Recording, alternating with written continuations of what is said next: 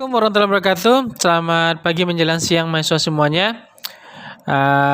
Pada kesempatan kali ini kita bertemu kembali pada mata kuliah Cross Cultural Understanding, dan topik kita pada kesempatan kali ini adalah kita akan membahas yang namanya Friendship and Family Concept. Jadi kita akan membahas bagaimana sih konsep pertemanan ya, atau konsep berteman dari beberapa Amerika nanti dan Eropa ya, dan juga keluarga ya. Jadi bagaimana konsep teman dan keluarga nanti yang akan kita coba bahas dari tolak ukur Eropa dan Amerika ya. Oke, itu kira-kira yang akan kita bahas pada kesempatan kali ini. Mudah-mudahan rekan semuanya masih diberikan kesehatan dan kekuatan sehingga dapat belajar dengan baik pada hari ini. Kita masuk kepada friendship dulu, konsep pertemanan ya. Nah, jadi tadi kalau kita bicara tentang friendship itu is a state of enduring affection, esteem, esteem ya, intimacy and trust between two people. Friendship is a close association between two people marked by feeling of care, respect, admiration, concern, or even love. Nih. Jadi kalau kita melihat dari apa sih definisi dari pertemanan itu sendiri? Jadi suatu bentuk ya, bagaimana affection, perasaan ya, esteem ya. Jadi diri sendiri, intimasi, hubungan intim ya, hubungan dekat, dan kepercayaan antara dua orang. Jadi itu dasarnya. Yang enduring itu bertahan lama ya. Friendship is a close association between two people. Jadi teman itu merupakan hubungan yang dekat antara dua orang yang ditandai dengan feeling of care, perasaan saling menjaga, melindungi, menghargai, admiration, mengagumi, concern, perhatian, even love, bahkan itu saling mencintai. Itu level yang paling dekatnya. Jadi kalau kita melihat konsep pertemanan itu sendiri, ini satu definisi dari teman tadi, itu merupakan suatu perasaan lah ya. Bentuk perasaan. Hubungan dari dua orang ya. Boleh dia laki-laki sama laki-laki, boleh perempuan sama perempuan, atau laki-laki sama perempuan boleh juga ya. Yang membahas tentang bagaimana cara mereka mengungkapkan perasaan mereka ya, kedekatan hubungan mereka, saling percaya, saling menghormati, menghargai, saling memuji atau concern, perhatian, dan kalau bagus atau sampai ke tingkat yang lebih atasnya, nanti mereka akan saling mencintai, bahkan menjadi pasang suami istri. Gitu ya. Some common traits of friendship include. Ini ada beberapa aturan lah atau indikator paling tidak dari bentuk pertemanan itu sendiri. Some degree of commitment ya, both the friendship and to the other person well-being. Jadi pertemanan itu mengenal istilahnya komitmen. Komitmen itu suatu kesepakatan. Jadi suatu kesepakatan itu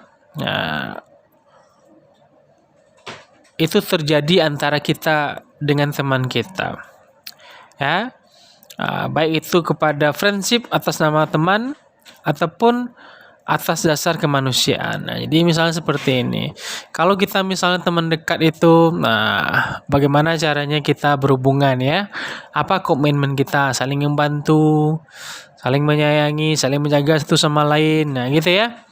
Kalau misalnya kita di kampus, ada yang misalnya saling boncengi temannya kalau pulang, atau menjemput kalau dia pergi kampus, seperti itu ya.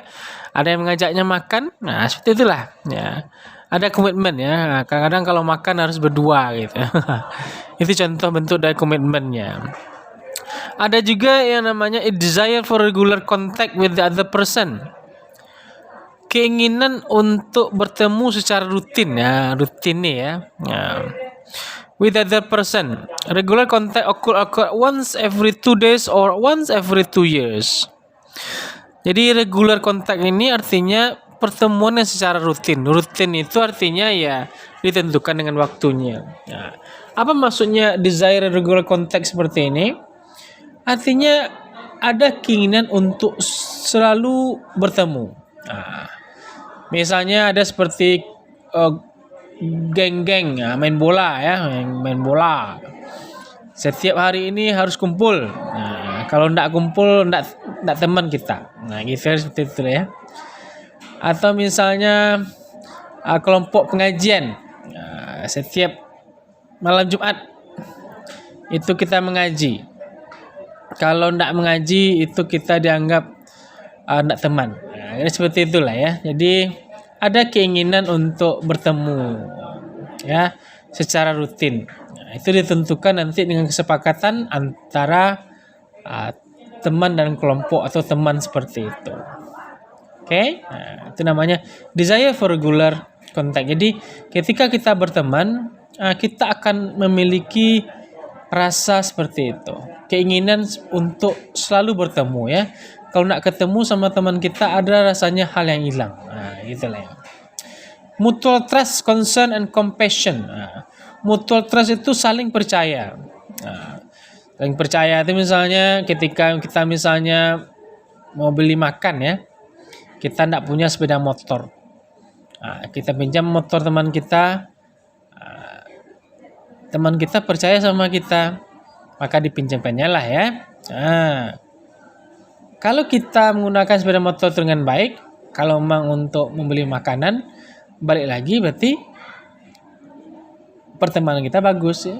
Ada juga orang tuh berteman, pinjam motornya teman tuh, setelah itu digadaikannya atau dijualnya dan dia kabur lagi. Atau ada juga itu berarti dia berteman bukan pada dasar mutual trust. Yang trust itu dia saling percaya. Pinjam uang ya, bahkan tidur di kosnya, atau ada yang menitipkan uangnya. Itu saling percaya, itu sebenarnya yang penting ya. Ada yang concern, perhatian dia. Kalau temannya sakit, dia lebih dulu yang perhatikan ya, tahu dia ada perbedaan perangai pada temannya hari itu, dia tahu. Nah, ini ada yang aneh gitu ya. Itulah teman itu. Kalau orang lain mungkin tidak nampak, tapi kalau pada hubungan dengan teman itu nampak bedanya ya. Kenapa? Karena kita bertemu secara rutin. Rutin kita bertemu. Akibatnya apa? Kita tahu bagaimana teman kita itu berperilaku dia. Nah, ada juga compassion, saling menyayangi ya. Nah, saling menyayangi, saling sopan santun gitu ya. Nah, misalnya kalau teman kita lagi nggak ada duit, kita pinjamkan lah, gitu ya. Nah, kalau dia misalnya belum makan ya kita bantulah untuk belum makan, seperti itu. Kalau sekarang ini kita mentraktir, besok teman kita traktir lagi, gitu ya. Compassion, ada rasa sana ya. Sama juga misalnya kalau kita lagi dekat sekali dengan kita laki-laki dan teman kita perempuan, ya seperti itulah ya. Kadang-kadang kita traktir, kadang-kadang dia traktir ya. Jangan kita ndak pernah untuk mentraktir. Oke, kita makan aja marah nanti ya. Itu compassion namanya, saling menyayangi. Share interest, share interest itu artinya berbagi hal yang menarik. Itu tadi seperti geng-geng itu ya. Ada geng sepak bola, ada geng futsal, ada kelompok pengajian, ada kelompok sepeda, ada kelompok catur. Jadi ada interest, ketertarikan yang sama. Gitu ya. Opinion sama dia, atau mirip lah opini ya, atau berbagi opini. Jadi kalau kita dalam berteman itu berbagi ide itu hal yang wajar ya, sama ya. Belief, kepercayaan, saling mengingatkan, gitu ya, tentang ibadah, tentang sopan santun, etika, gitu ya. Dan hobis, ini hobi kita Berbagi hobi ya. Kalau tidak ada hobi kita, nanti teman mengingatkan hobi. Kalau kita terlambat datang, telepon, gitu ya. Itu dasar-dasar dari pertemanan seperti itu. Ada juga yang namanya share knowledge. Berbagi keilmuan. Misalnya tentang mata kuliah, mungkin saja tentang jurnal, atau saja tentang trik-trik menghadapi dosen, gitu ya. Berbagi keilmuan dia. About one another life, satu bentuk dan satu atau kehidupan lainnya, tentang hidup boleh juga lah ya. Bagaimana cara menjadi mahasiswa yang cum laude, berbagi ya. Bagaimana cara cepat tamat, emosi, fear, ketakutan atau interest. Jadi berbagi keilmuan ya. Itulah teman tadi. Ada juga yang paling level tingginya adalah feeling of love. Nih saling mencintai dia. Saling mencintai itu nanti kalau misalnya kalau teman-teman ada yang pergi ke mall, supermarket, kadang-kadang kalau yang saling mencintai itu sama-sama pakai baju warna itu, gitu ya. Sama-sama warna sepatu, merek baju, gitu ya.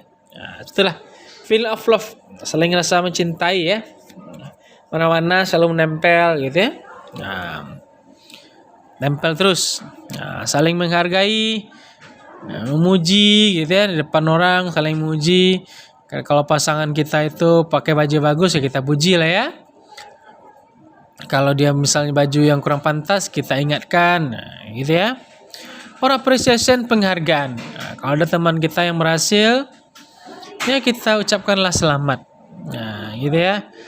Kalau dia gagal, kalau masih belum beruntung, ya kita semangati terus. Kita motivasi dia. Itu beberapa bentuk dari indikator atau tanda dari bentuk pertemanan itu sendiri. Kalau kita mengkaji tentang friendship and gender, jadi bagaimana hubungan antara teman dengan gender? Gender itu adalah suatu kajian tentang jenis kelamin ya, tipe manusia lah ya. Ada laki-laki atau perempuan ya.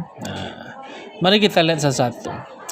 Culture strongly affect people understanding of friendship. In the United States, many other established wealthy nation, women tend to have more friendship than men to invest more energy those friendship. Mari kita lihat.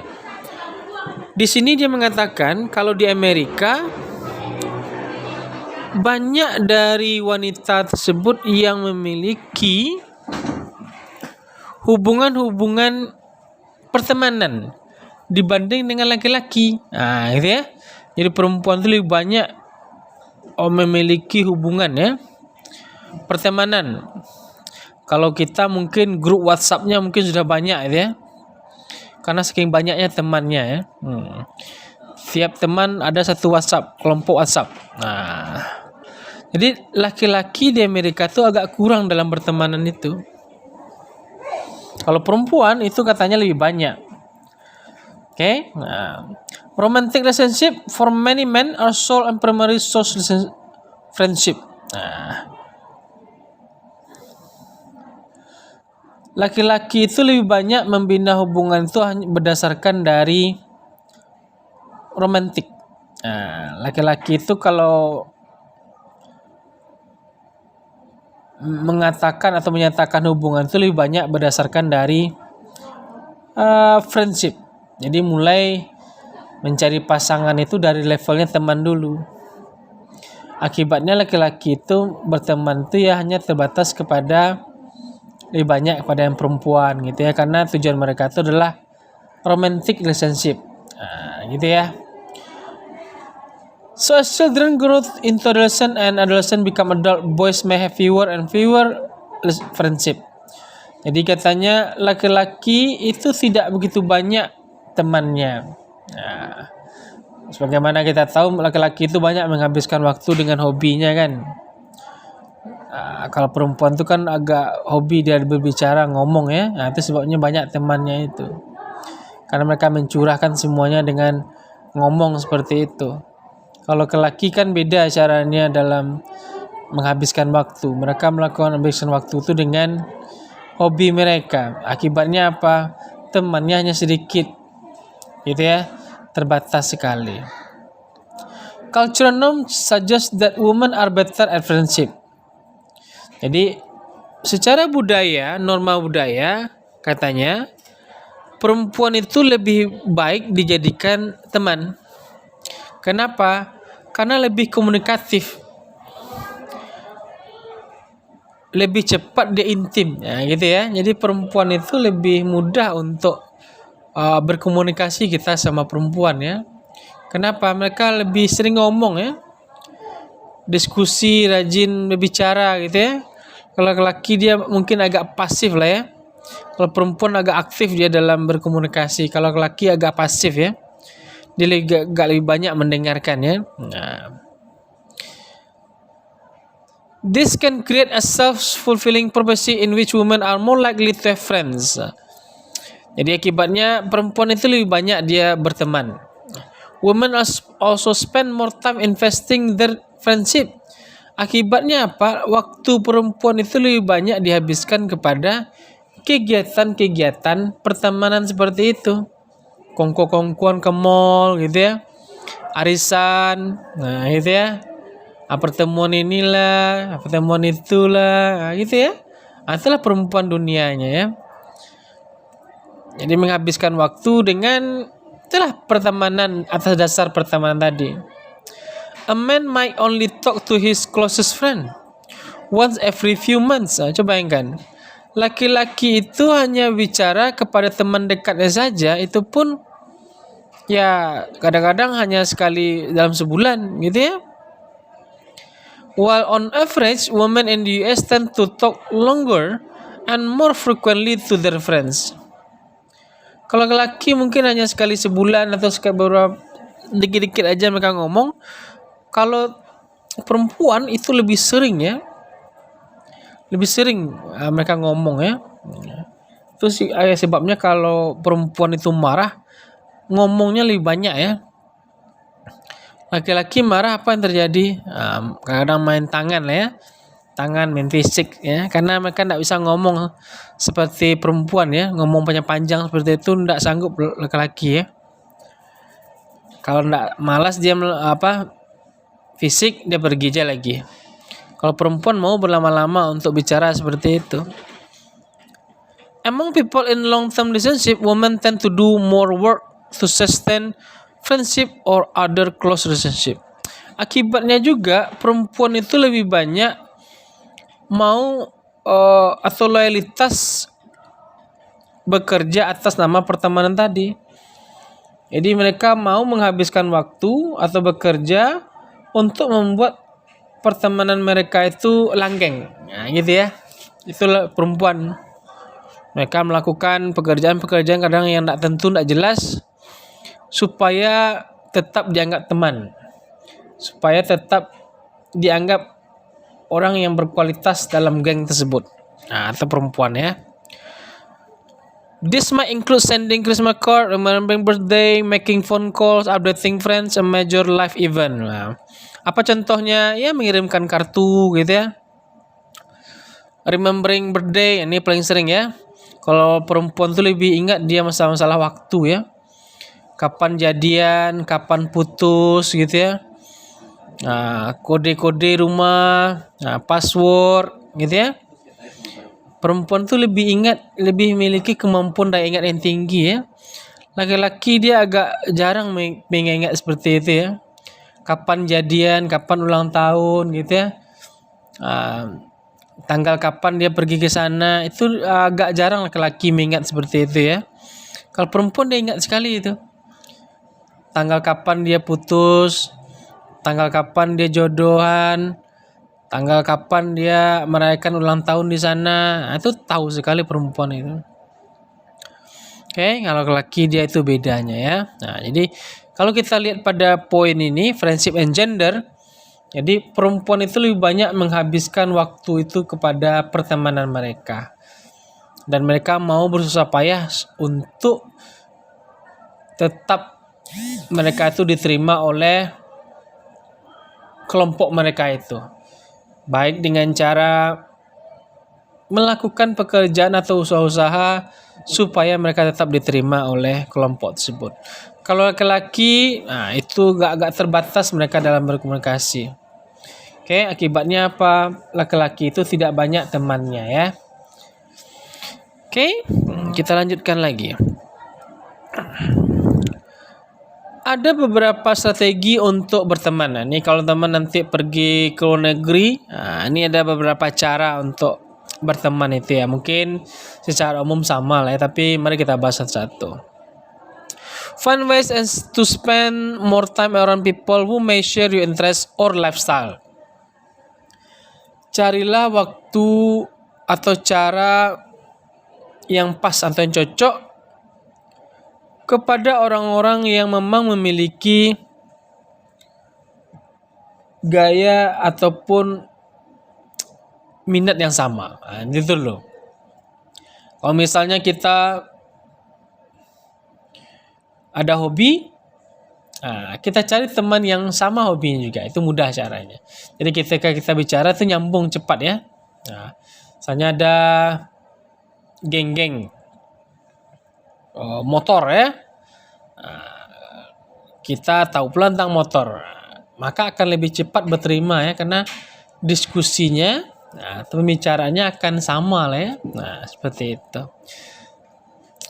Club, volunteer organization, activism, parenting group, and other activities can provide fertile ground for sowing the seed of friendship. Jadi bentuk-bentuk pertemanan itu nanti kita lakukan misalnya, atau boleh saja kita mengikuti beberapa kegiatan-kegiatan seperti clubbing ya. Kalau di luar negeri itu clubbing itu hal yang biasa ya, Sabtu Minggu.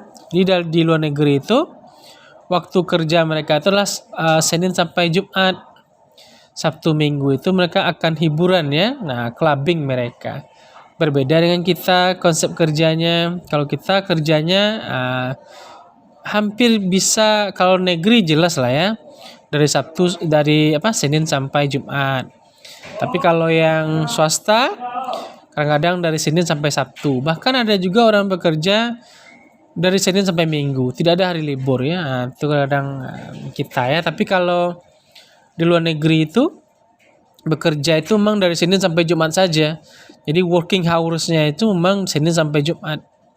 Sabtu Minggu jangan pernah ganggu mereka. Kenapa? Karena itulah waktu mereka untuk hiburan. Itu ya, hiburan, melepaskan lelah gitu ya. Nah, itulah dunia mereka. Show interest into other people. Most people like talking about themselves and that interest. So ask a lot of questions. Listen, provide positive feedback. Making people feel heard, admired, or understood can break down walls of awkwardness. Jadi ketika kita ingin mencoba berteman, maka tunjukkanlah apa ketertarikan kita. Nah, jadi ketika kita mengetahui ada berapa kelompok teman, nah, kita coba pula apa ide kita, apa ilmu kita tentang kelompok itu sendiri ya, tentang minat itu sendiri. Apa yang sedang mereka bicarakan, maka kita juga bicara ya. Nah, kita ngomong juga. Oke. Nah, jangan pasif, kita harus aktif juga ya. Nah, kita boleh bertanya gitu ya, atau berbagi, silahkan saja. Dan ketika nanti orang ngomong, maka dengarkan ya. Dengarkan. Jangan kita bicara ketika orang ngomong, enggak boleh, itu kurang ajar namanya. Maka ketika orang bicara, kita dengarkan nanti dan barulah berikan positive feedback. Feedbacknya yang positif kita berikan. Kita bisa membuat orang mendengarkan apa yang kita sampaikan. Akibatnya mereka bisa saja memuji ide kita, mungkin brilian, dan juga memahami hal-hal yang mungkin terasa janggal pada diri kita. Gitu ya. Jadi dengan menunjukkan minat bakat kita itu, mungkin saja ada orang yang suka dengan kita ya. Seperti itu. Making friends online ini. Ada juga sekarang kalau dulu berteman itu hal yang nampak saja ya. Kalau sekarang tuh ada cara pertemanan tuh yang dilakukan secara online. Nah, banyak temannya ya. Seperti Facebook, ada Instagram gitu ya. Jadi banyak sekali teman mereka secara online seperti itu ya. Orang-orang yang biasanya apa nih, orang-orang yang introvert, orang-orang yang pasif, atau agak banyak mereka di online ya. Kenapa? Mereka chatting pakai komputer saja. Tidak perlu ngomong-ngomong ya. Ah, People with demanding schedule and other who don't want to invest in new activity can often nurture friendship online. Local parent activist group is a great way to talk lots of people online and to then meet or talk in the phone with people who seem like good candidate. Jadi ada juga pertemanan itu bisa lakukan secara telepon, boleh ya, dengan telepon, ada yang pakai sosial media, ya silakan saja ya. Jadi kalau dulu berteman itu memang kita lakukan secara face to face ya. Kita ketemu atau pergi ke rumah mereka, kita ajak jalan-jalan gitu ya. Kalau sekarang tuh lebih banyak online-nya ya. Kenapa? Karena apalagi masa Covid seperti ini ya. Maka berteman itu lebih banyak online karena kita tidak tahu nih kalau kita keluar nanti apakah kena virus atau tidak. Itu sebabnya banyak orang melakukan sekarang aktivitas itu secara online. Be friendly to new people. Jadi artinya ramahlah kepada orang baru. Jadi ketika nanti kita bertemu sama orang ya ramahlah ya. Sopan santun dijaga ya. Sopan santun, cara bicara, pilihan kata, sopan santunlah kita ya. Hargailah orang baru. Mana tahu nanti orang baru itu bisa saja dia lebih hebat daripada kita, lebih kaya pula dia daripada kita lagi. Jadi jangan mentang-mentang kita sudah lama berproses, tuh dapat orang baru nanti atau ketemu sama orang baru, kita tidak ramah, jangan ya. Nah, boleh seperti itu. Maka ramahlah ya. Diskusi, buka diri kita dikit-dikit ya. Jadi jangan ketika bertemu sama orang baru itu jangan semuanya pula dicurahkan. Kadang-kadang kita tidak tahu tipenya entah apa nih, orang baru entah siapa. Hal umum saja dulu bicarakan ya sambil kita mencari tahu siapa dia. Oke? Get help for shyness or weak social skill. If you're worried that people don't like you, claim when you talk to stranger or feel that your social skill are rusty, the right therapist can help. Seandainya kita memiliki permasalahan dengan cara berteman, kita penakut gitu ya, kita menggigil ketika orang datang, kita takut merasa salah, atau kita rasanya tidak bisa berteman dengan orang lain, cara yang paling ampuh itu adalah cobalah kita pergi psikiater ya. Coba atau terapi. Apa yang salah sama kita? Mungkin ada trauma kah yang kita dapatkan, atau ada hal yang salah pada diri kita, gitu ya. Jadi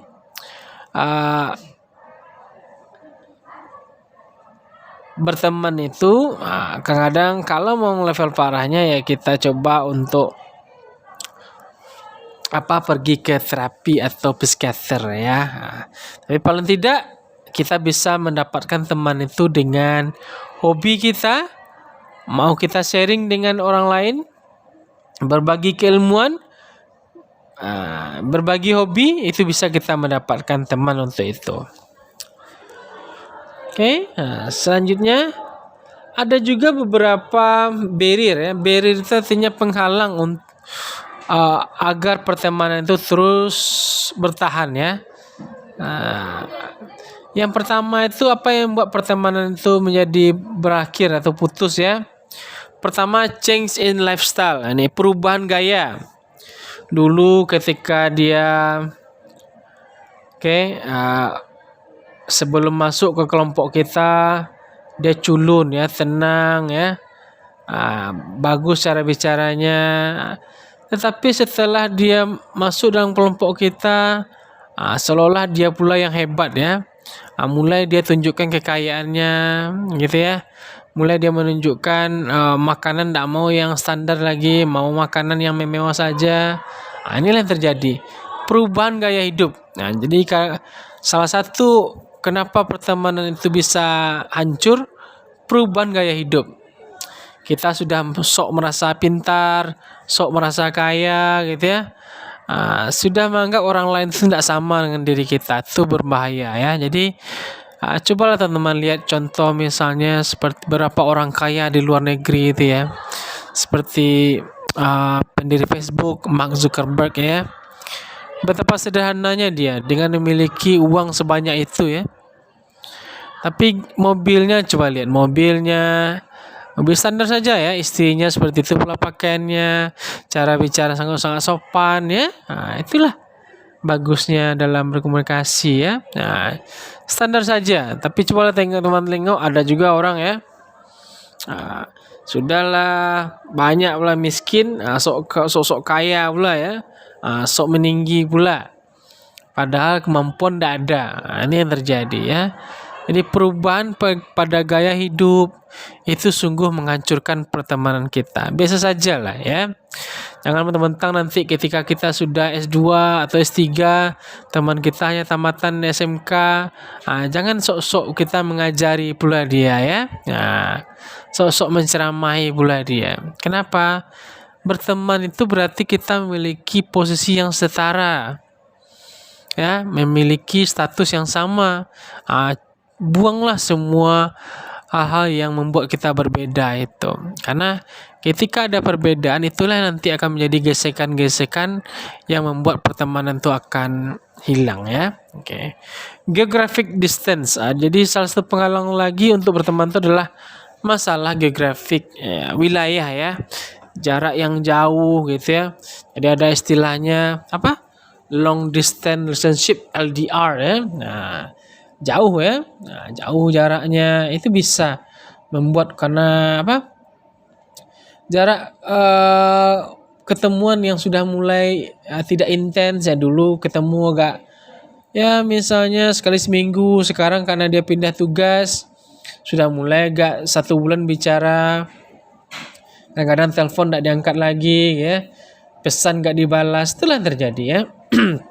Akibatnya karena jauh dari posisinya, maka pertemanan itu putus ya.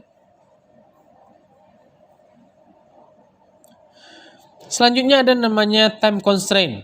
Time constraint, people live tend to become more depending. Challenging career, acquire more financial obligation, finding a time friend can be difficult adulthood. When friends have very different lifestyle, do not live near one another. Time constraint itu adalah batasan tentang waktu ya.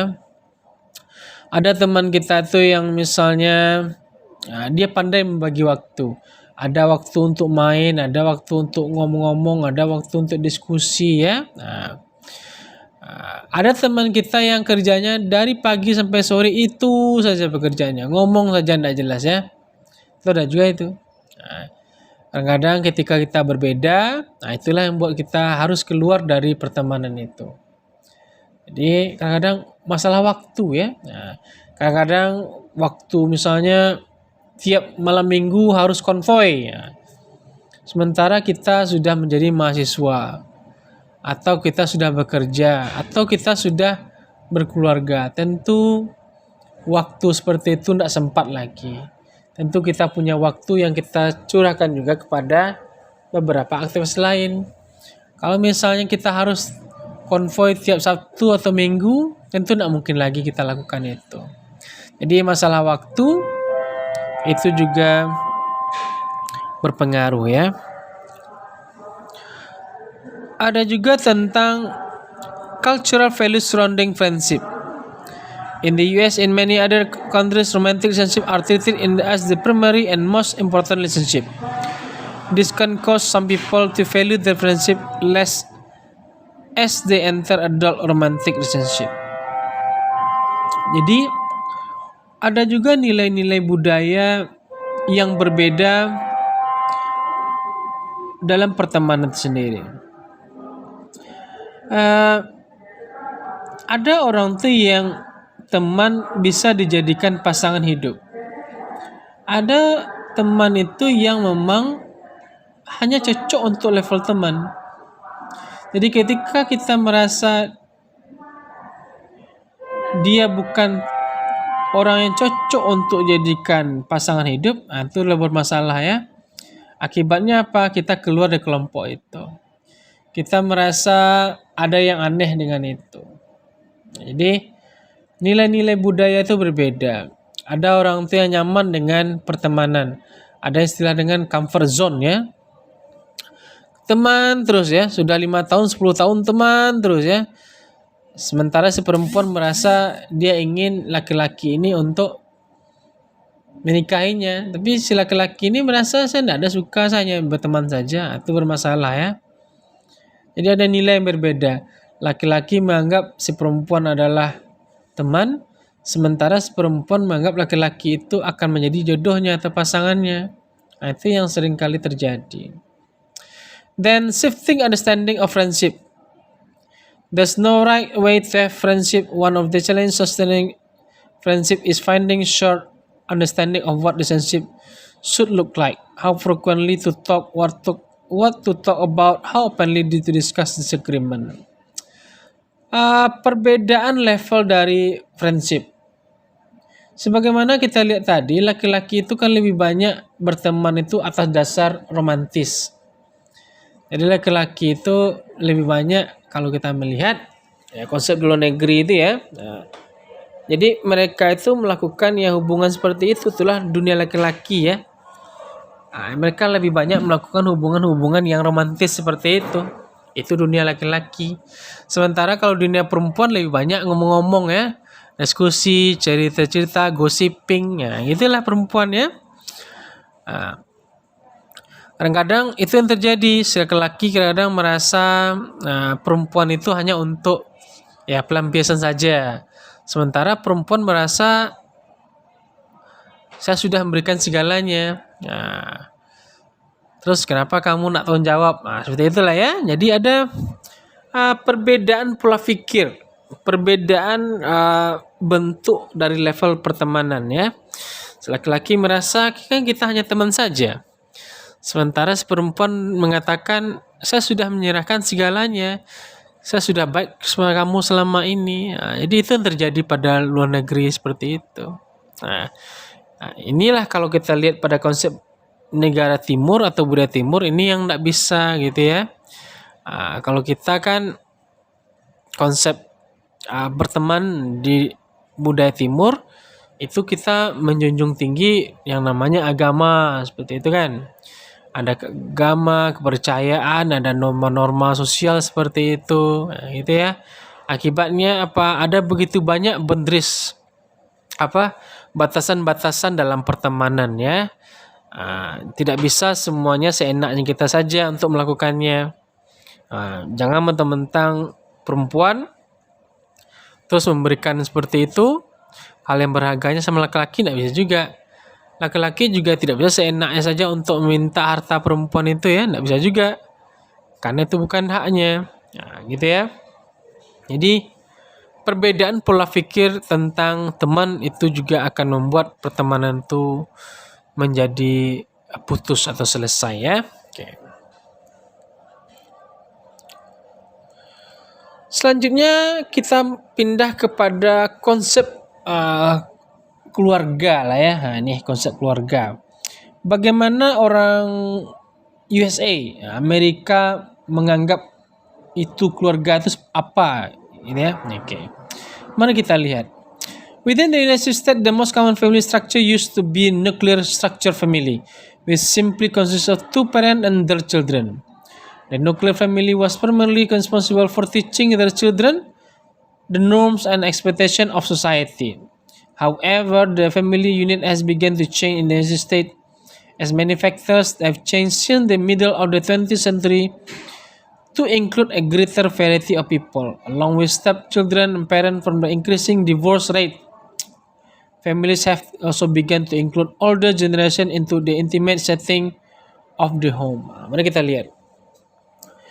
Pada bagian sini katanya, jadi hal yang standar juga, satu keluarga itu terdiri dari orang tua lah ya, parents ya, dan juga beberapa anak, ya, standar lah ya, dengan beberapa anak, oke. Kalau kita melihat lagi, di sini katanya banyak sekali divorce rate. Jadi angka perceraian itu sungguh sangat tinggi sekali ya.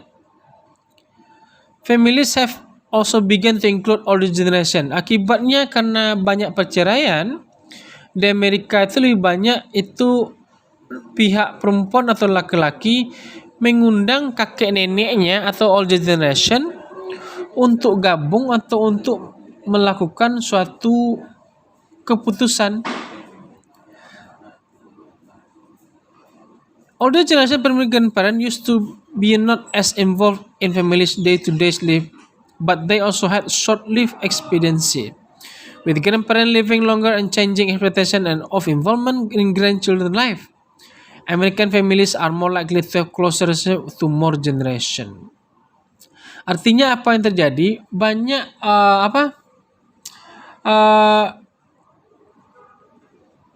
ada beberapa kebijakan-kebijakan dari kakek nenek kita yang banyak mengurus tentang cucunya ya gitu ya. Jadi karena banyak perceraian tadi, akibatnya kakek neneknya itu lebih banyak berkontribusi kepada kehidupan si anak ke kehidupan ke cucunya tadi, anak bagi kedua orang tuanya itu ya. Nah, itu yang terjadi. Jadi kalau kita melihat kenapa perceraian itu banyak sekali pada uh, budaya Amerika itu sendiri, karena memang mereka itu memiliki sifat yang setara, artinya independen ya. Jadi perempuan-perempuan di Amerika itu mereka independen, sungguh sangat mandiri sekali. Laki-lakinya juga mandiri seperti itu, tidak banyak yang ketergantungan. Jadi pada budaya timur ini yang agak sering terjadi. Perempuan itu lebih tergantung kepada pria. Ketergantungan mereka. Perempuan itu lebih banyak menghabiskan waktu di rumah, sementara laki itu lebih banyak dia untuk menghabiskan waktu untuk bekerja. Akibatnya apa yang terjadi? Si laki-laki merasa lebih berkuasa kepada perempuan. Perempuan pada posisi yang lemah. Tapi kalau pada budaya Amerika, laki-laki perempuan itu sama saja. Sama saja bagi mereka. Mereka punya hak untuk itu. Akibatnya apa? Perceraian terjadi karena saling kuat ya. Tidak ada satupun yang mau mengalah ya. Seperti itulah ya. Kalau pada budaya timur kita kan beda ya. Beda. Tambah pula dengan agama lagi ya. Itu akan mengakibatkan perceraian tidak begitu banyak. Kenapa? Karena kalau dalam aturan agama, apalagi agama Islam, bahwasanya pihak perempuan itu harus menghargai laki-laki gitu ya, harus pandai dia memperlakukan suaminya gitu ya. Akibatnya perceraian itu tidak gitu banyak. Tapi kalau di luar negeri itu independence ya, ke mandiri itu sungguh sangat jauh sekali ya. Laki-laki perempuan memiliki kesibukan sendiri. Akibatnya waktu untuk keluarga itu hampir tidak banyak terjadi ya. Kalau kita pada budaya timur kan lebih banyak kita hiburannya ya. Senin sampai Minggu itu ada juga waktu liburan kita. Kita bisa pergi kemana-mana pada hari Senin sampai Jumat. Sementara kalau pada luar negeri itu waktu liburan mereka itu ya hanya itu saja, Sabtu Minggu. Kalau enggak nanti pada musim dingin gitu ya, pergi ke kumpulkan uang pada musim panas dan mereka nanti pergi liburan ke musim ke negara-negara lain yang berada musim panasnya. Seperti itu ya. Itu yang terjadi pada USA ya, Amerika Serikat sendiri ya. Kenapa? Karena pada negara ini mereka menjunjung hak asasi manusia, yaitu every human is equal. Jadi setiap manusia itu dia sama levelnya. Tidak ada yang lebih hebat, tidak ada yang lebih kuat. Sama antara laki-laki dan perempuan.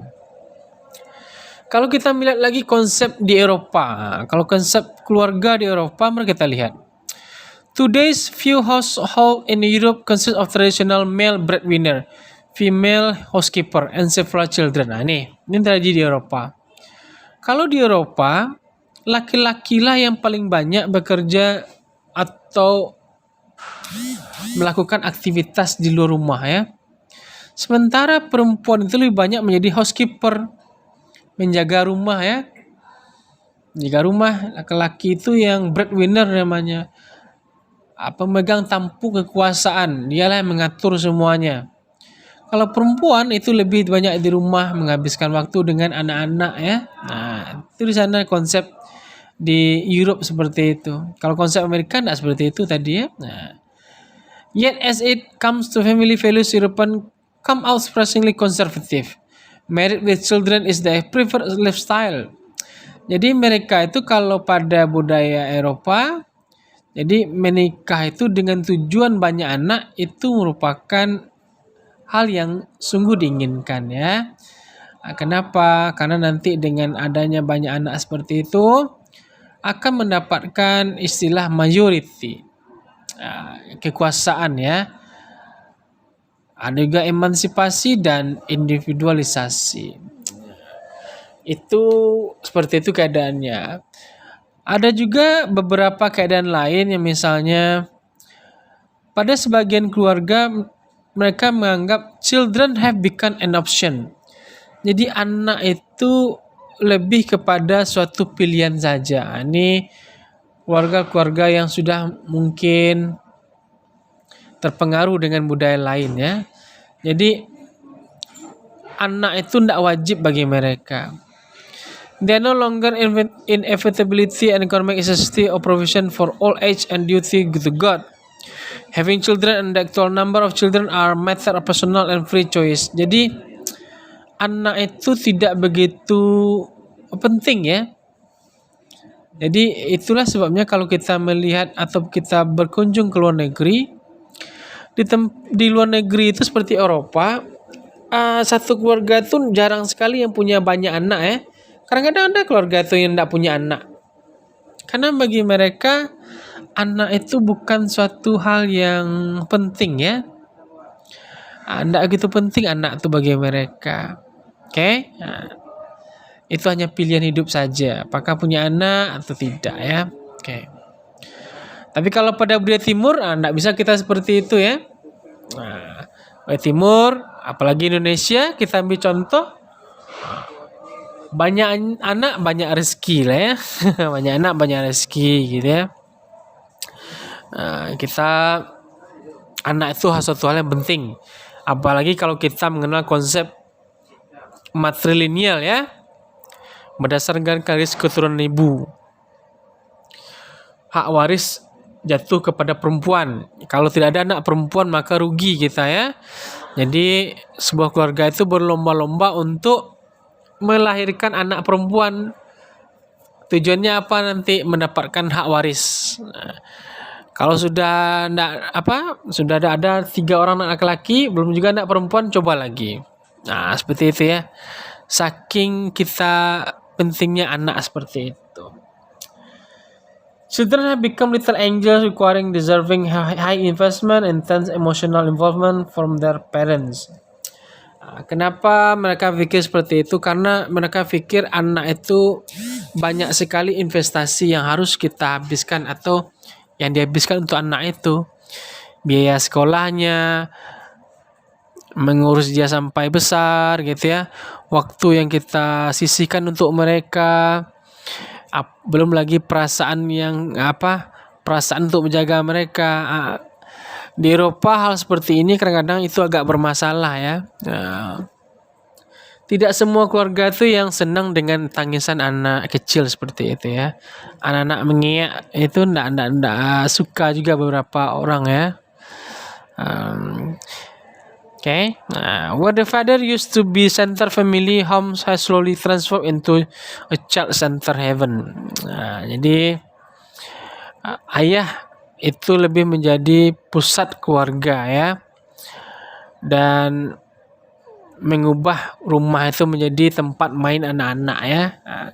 Inilah dunia anak-anak. Kadang-kadang kalau dunia anak-anak itu kan bermain di mana saja ya, rumah menjadi coret-coret ya, kotor seperti itu ya, mainan hancur-hancuran ya. Nah, itulah dunia anak-anak.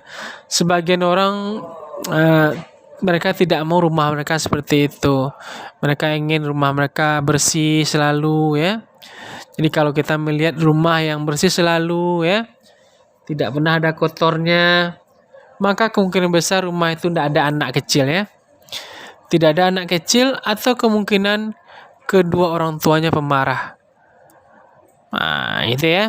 Nah, jadi itulah kira-kira konsep pertemanan pada budaya Amerika dan Eropa, dan juga tentang konsep keluarga pada budaya Amerika dan Eropa ya. Mudah-mudahan rekan semuanya dapat memahami dengan baik. See you. Assalamualaikum warahmatullahi wabarakatuh.